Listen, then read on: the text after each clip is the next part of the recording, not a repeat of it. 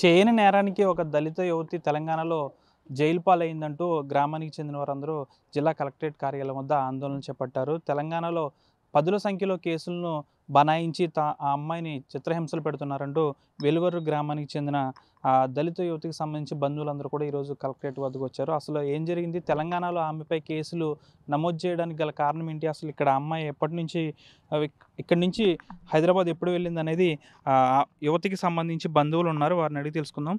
అంటే ఇక్కడ అమ్మాయి పనిచేసేది అంటున్నారు. తెలంగాణలో కేసులు నమోదయినాయి అంటున్నారు. అసలు ఆ అమ్మాయి ఇక్కడ ఎక్కడ ఉంటది? ఏంటి అసలు? అమ్మాయి సారు ఎలివరు గ్రామం అండి ఆ అమ్మాయిది.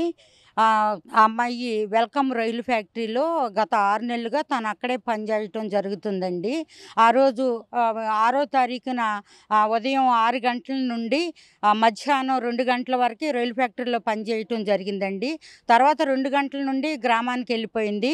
6, 7 గంటల సుమారుగా 6, 7 టైంలో అమ్మాయి గ్రామంలో అక్కడ ప్రేయర్ ఏదో జరుగుతుంటే అక్కడికెళ్ళిందని చెప్పారు. తర్వాత 7 గంటల టైంలో నుండి తను కనిపించలేదు.